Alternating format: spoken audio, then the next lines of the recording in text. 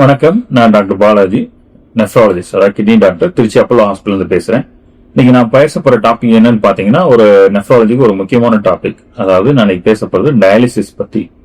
Dialysis சொன்னாலே நிறைய பேருக்கு ஒரு பயம் வந்தது. ஒரு டயாலிசிஸ்னால அதான் எண்டு, அதுக்கு மேல பேஷண்ட் பிழைக்க மாட்டார் அப்படின்னு ரொம்ப ஒரு தவறான கருத்து வச்சிருக்காங்க.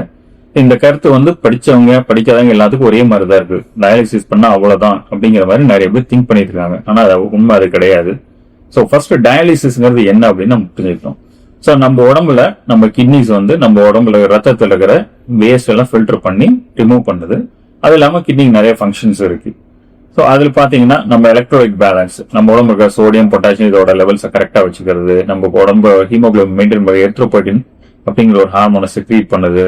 ஆசிட் பேஸ் பேலன்ஸ், நம்ம அமிலத்தன்மை நம்ம உடம்புல இருக்கிறத அமிலத்தன்மையை சம நிலையில வச்சுக்கிறதுக்கு ஹெல்ப் பண்றது நம்ம கிட்னி தான். சப்போஸ் நம்ம கிட்னி ஏதோ ஒரு ரீசனால சரியா வேலை செய்ய மாட்டேங்குது, அது டெம்பரரியா இல்ல பெர்மனண்டா, அதாவது அக்யூட் கிட்னி இருப்பாங்க, அதாவது தற்காலிகமா உங்க கிட்னி வேலை செய்யல, இல்ல அப்படின்னா கிரானிக் கிட்னி டிசீஸ் சொல்லுவாங்க, நாள்பட்ட சிறுநீரக செயலிழப்பு. உங்களுக்கு ஆல்ரெடி சுகர் இல்ல பிபி ஏதோ ஒரு ரீசன்னால உங்க கிட்னி செயல்படவில்லை அப்படிங்கிற பட்சத்துல டயாலிசிஸ் சஜஸ்ட் பண்ணுவோம். அது எப்படின்னா என் ஸ்டேஜ் கிட்னி டிசீஸ், இஎஸ்ஆர்டின்னு சொல்றது. ஸோ இது என்னன்னா, over period of time kidney கிராஜுவலா ஃபங்க்ஷன் கொஞ்சமா குறைஞ்சு கிட்னி இப்ப டோட்டலா வேலை செய்யல, உங்களுக்கு சிம்டம்ஸ் இருக்கு, லைக் யூரின் சரியா போக மாட்டேங்குங்க, கை கால் வீக்கா இருக்கு, நடந்தா மூச்சு வாங்குது, ரொம்ப டயர்டா ஃபீல் பண்றீங்க, உங்க லங்ஸ்ல ஃப்ளூயிட் நிறைய கலெக்ட் ஆயிருக்கு, படுத்தாவது மூச்சு விட சிரமப்படுறீங்க, உங்களுக்கு உடம்புல ரத்தத்துல பொட்டாசியம் ரொம்ப அதிகமா இருக்கு. ஸோ அந்த அசிடோசிஸ், இந்த கிட்னி வேலை செய்யாம போறதுனால ஏற்படக்கூடிய மெட்டபாலிக் அசிடோசிஸ்ங்கிறது ரொம்ப அதிகமா இருக்கு. அப்படிங்கிற மாதிரி ஒரு எக்ஸ்ட்ரீம் கண்டிஷன்ஸ் தான் நம்ம டயாலிசிஸ் சஜஸ்ட் பண்ணுவோம். ஸோ டயாலிசிஸ்ங்கிறது என்னன்னு பாத்தீங்கன்னா, இட்ஸ் ஒரு இன்டர்மிட்டன்ட் ப்ராசஸ் தான். டெய்லி ஒரு ஃபர்ஸ்ட் இனிஷியலா ஒரு 2 to 3 days டெய்லியுமே டயாலிசிஸ் பண்ற மாதிரி இருக்கும். அதுக்கப்புறம் ஃபர்தரா பாத்தீங்கன்னா வாரம் 2 தடவை 3 தடவை பண்ற மாதிரி இருக்கும். ஸோ டயாலிசிஸ்ங்கிறது ஒரு டெம்பரரி ப்ரொசீஜர், அது கிட்னிக்கு நிரந்தர ட்ரீட்மெண்ட் கிடையாது. ஸோ டயாலிசிஸ் நீங்க தொடர்ந்து பண்ணிக்கிட்டே இருக்கிறாங்க அப்படின்னா அது இருக்குன்னா இட்ஸ் ஒரு இன்டர்மிட்டன்ட் ப்ராசஸ் தான். நீங்க டிரான்ஸ்பிளான்ட் பண்றதுனா உங்க கிட்னியோட ஃபங்க்ஷன் ஃபுல்லா ரிஸ்டோர் பண்ண முடியும். நிறைய பேருக்கு டிரான்ஸ்பிளான்ட் பண்றதுக்கு டோனர் இல்ல தகுதியான டோனர் கிடைக்க மாட்டேங்கிறாங்க. அப்படிங்கிறப்போ இந்த டிரான்ஸ்பிளான்ட் பண்ற வரைக்குமே நீங்க டயாலிசிஸ் கன்டினியூ பண்ணிக்கலாம். டிரான்ஸ்பிளான்ட் பண்ணிட்டு டயாலிசிஸ் நிறுத்திக்கலாம். கிட்னி நல்லா ஃபங்க்ஷன் ஆகுறப்போ டயாலிசிஸ் நிறுத்திக்கலாம். பட் டிரான்ஸ்பிளான்ட்டுக்கு ஃபங்க்ஷன் அந்த இதுக்கு சான்ஸ் இல்லாதவங்க, அந்த டோனர் சரியா இல்லாதவங்க, கிடைக்கப்பெறாதவர்கள் தொடர்ந்து டயாலிசிஸ் பண்ணிட்டு இருக்காங்க. நம்ம கிட்னிஸ் ஆல்மோஸ்ட் 24 hours நான் ஸ்டாப்பா வேலை பார்த்துட்டு இருக்கு. ஆனா டயாலிசிஸ் அப்படி இல்ல. டயாலிசிஸ்ங்கிறது ஒரு இன்டர்மிட்டன்ட் ப்ரொசீஜர் தான். அதாவது வாரம் 2 தடவையோ இல்ல 3 தடவையோ மினிமம் ஒரு 4 hours டயாலிசிஸ் பண்ணும். அட்லீஸ்ட் வீக்லிங்கிறது 12 hours டயாலிசிஸ்ங்கிறது தான் ஒரு சஜஸ்டட் நார்ம்ஸ். பட் நிறைய பேரு நம்ம வாரம் 3 தடவை ஹாஸ்பிட்டலுக்கு பண்ணணும் அப்படிங்கிற பட்சத்துல அவங்களால வர முடியாத சூழ்நிலை இருக்கு. அப்படிங்கிறப்போ வாரம் 2 தடவை பண்ணிக்கிறாங்க. ஸோ அதனால இந்த டயாலிசிஸ் மூலமா என்ன அட்வான்டேஜ் பாத்தீங்கன்னா, உங்க உடம்புல இருக்கிற பிளட் பியூரிஃபை, அதாவது தேவையில்லாத நீர், யூரியா கிராட்டின் இதெல்லாம் ரிமூவ் பண்றதுக்கு டயாலிசிஸ் ஹெல்ப்ஃபுல்லா இருக்கு. ஸோ நிறைய பேஷண்ட்ஸ் பாத்தீங்கன்னா டயாலிசிஸ் பண்ணா இறந்து போயிடுவாங்க, இல்ல அதான் எண்ட் அப்படிங்கிறது ஒரு தப்பான கருத்து இருக்கு. இந்த கருத்து ஏன் டயாலிசிஸ் கண்டுபிடிக்கப்பட்ட காலங்கள ஏர்லி 80s இல்ல 90s டயாலிசிஸ் ஃபெசிலிட்டி நிறைய இடத்துல அதிகமா இல்லை.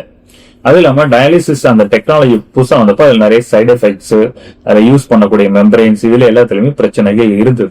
சோ அப்போ டயாலிசிஸ் பண்றப்ப நிறைய சைடு எஃபெக்ட்ஸ் வந்தது. பேஷண்ட்ஸுக்கு வாந்தி, கொமட்டல், ரொம்ப அசதி, இந்த மாதிரி எல்லாமே நிறைய ஆரம்ப கட்டத்துல இருந்தது. பட் டெக்னாலஜி அட்வான்ஸ் ஆக டயாலிசிஸ்லயும் நிறைய புதுசா நம்ம அட்வான்ஸ்மெண்ட் வந்துச்சு. சோ அது பாத்தீங்கன்னா டயாலிசிஸ் மெம்பரைன்ஸ் யூஸ் பண்றது, டயாலிசிஸ் டியூபிங்ஸ், நீடில்ஸ் பிளஸ் மிஷின்லயுமே பல அட்வான்ஸ்மெண்ட்ஸ் வந்துருச்சு. ஸோ இந்த அட்வான்ஸ்மெண்ட் என்ன அட்வான்டேஜ் பாத்தீங்கன்னா, முடிஞ்ச வரைக்கும் பேஷண்ட்டுக்கு சைடு எஃபெக்ட்ஸ் இல்லாம டயாலிசிஸ்க்கு வரக்கூடிய பிரச்சனைகளை எவ்வளவு குறைக்க முடியுமோ அந்த அளவுக்கு குறைச்சு ரெகுலர் டயாலிசிஸ் பண்ணிட்டு இருக்கோம். ஸோ இது நம்ம ஹாஸ்பிட்டல் இல்லாம உலக அளவுலயுமே டயாலிசிஸ் கிட்டத்தட்ட ஒரே ப்ராசஸ் தான். ஸோ மிஷின்ஸ் யூஸ் பண்றது ஒன்றும் மேஜரா டிஃபரன்ஸ், வெஸ்டர்ன் கண்ட்ரீஸுக்கும் இந்தியாவுக்கும் நம்ம ஒன்றும் மேஜரா டிஃபரன்ஸ் கிடையாது. ஸோ டயாலிசிஸ் நம்ம ரெகுலரா பண்றதுனால பெரிய ப்ராப்ளம்ஸ் பேஷண்ட்டுக்கு வர்றதில்லை.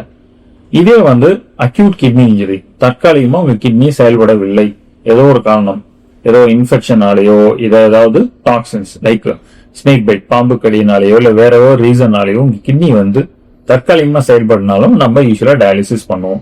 ஏற்கனவே சொன்ன மாதிரி டயாலிசிஸ்ங்கிறது ஒரு சப்போர்ட்டிவ் மெஷர் தான். இது வந்து ஒரு கம்ப்ளீட் ட்ரீட்மெண்ட் கிடையாது. உங்க கிட்னி வந்து தற்காலிகமா செயல்படல, உங்க உடம்புல ஃப்ளூயிட்ஸ் அக்யூமுலேட் ஆச்சு, யூரின் சரியா போக மாட்டேங்கிறீங்க, உங்களுக்கு வந்து ஒரு த்ரெட்டனிங் ஹைப்பர் கெலீமியா இருக்கு, பொட்டாசியம் லெவல்ஸ் வந்து ரொம்ப அதிகமா இருக்கு, இல்ல உங்களுக்கு வந்து அந்த அசிடோசிஸும் ரொம்ப சிவியரா இருக்கு, அந்த மாதிரி பட்சத்துல தான் வந்து டயாலிசிஸ் சஜஸ்ட் பண்ணுவோம்.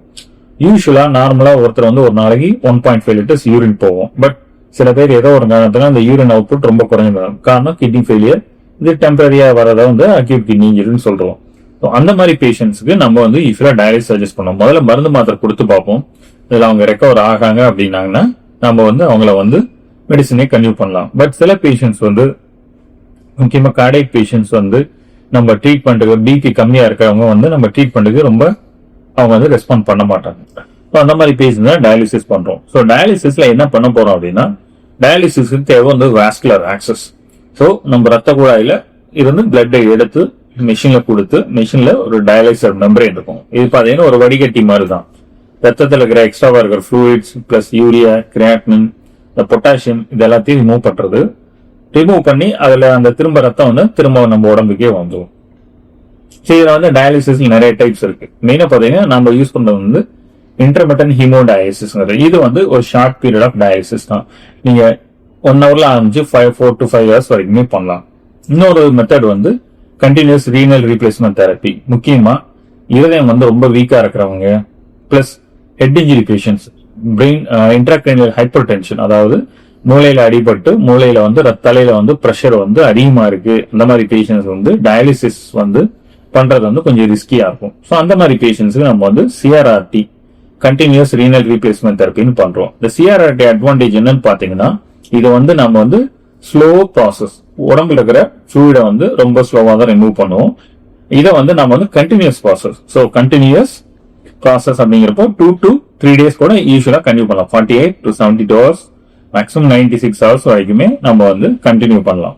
ஸோ இது அட்வான்டேஜ் பாத்தீங்கன்னா, ஸ்லோவா இருக்கனால ஃப்ளூயிட் ரிமூவல் மெதுவா இருக்கும், பேஷண்ட் பிபி சேஞ்சஸ் இருக்காது, ஹார்ட் ஸ்டேபிளா இருக்கும், பிளஸ் அவங்க பிரெயின் ஃபங்க்ஷன்ஸும் ரொம்ப அஃபெக்ட் ஆகாது. ஸோ இன்ட்ராக்ரேனியல் பிரஷர் இன்க்ரீஸ் ஆகாம இருக்கும். ஸோ இந்த மாதிரி பல அட்வான்டேஜஸ் இருக்கு. நம்ம சயின்டிபிக் அட்வான்ஸ்மெண்ட் வந்ததுனால பேஷண்ட்க்கு மேஜரா எந்த சைடு எஃபெக்ட் வராம, லைக் பிபி குறையிறது, பிளஸ் அவங்க மற்ற பேராமீட்டர்ஸ், ஹீமோலைசிஸ் சொல்லுவோம், ப்ளீடிங், இதெல்லாம் இருக்கு. ஸோ இதெல்லாம் முடிஞ்ச வரைக்கும் அவாய்ட் பண்ற மாதிரி நம்ம வந்து மெயின்டைன் பண்ணிக்கலாம். ஸோ டயாலிசிஸ் பத்தி யாரும் வந்து ரொம்ப பயப்பட வேண்டிய அவசியம் இல்லை. மோஸ்ட் ஆஃப் த பேஷண்ட்ஸ் வந்து சக்சஸ்ஃபுல்லா பல வருஷமா டயாலிசிஸ் கண்டினியூ பண்ணவங்களா இருக்காங்க. டிரான்ஸ்பிளான்ட்டுக்கு தகுந்த டோனர் இல்லாதவங்க வந்து சில பேர் 9 years to 10 years வரைக்கும் ரெகுலரா வீக்லி ட்வைஸ் இல்ல வீக்லி த்ரைஸ் டயாலிசிஸ் பண்ணவங்களும் இருக்காங்க. ஸோ டயாலிசிஸ் பத்தி மக்கள் ரொம்ப பயப்பட வேண்டிய அவசியம் இல்லை. உங்களோட கிட்னி ப்ராப்ளம்ஸ் வந்து ஸ்டேபிளா இருக்கு அப்படின்னா டயாலிசிஸ் தேவையில்லை. இல்ல ஏதோ ஒரு காரணத்துக்கு டயாலிசிஸ் பண்ணணும்னா மக்கள் பயப்படாம டயாலிசிஸ் பண்ணலாம். அதுக்குரிய எல்லா ப்ரிகாஷன்ஸையும் எடுத்துக்கிட்டு பேஷண்ட்டுக்கு முடிஞ்ச வரைக்கும் எந்த எஃபெக்டும் வராம, காம்ப்ளிகேஷன்ஸ் வராம ஒரு கேர் பண்ணிட்டு தான் வந்து டயாலிசிஸ் பண்ணுவோம். ஸோ டயாலிசிஸ்ங்கிறது it's not the end, it's a supportive treatment. கிட்னிக்கு வந்து ஒரு சப்போர்ட் தான். ஸோ கிட்னி ஸ்பான்டேனியஸா ரெக்கவர் ஆகிறவங்க டயாலிசிஸ் தேவைப்படும். இல்ல உங்களுக்கு வந்து சிக்கிடி பேஷண்ட்ஸ் என் ஸ்டேஜ் போயிட்டீங்க அப்படின்னா டிரான்ஸ்பிளான்ட் பண்ற வரைக்கும் நம்மளுக்கு டயாலிசிஸ் பண்ணதான் ஒரு ஆப்ஷனா இருக்கும். தேங்க்யூ.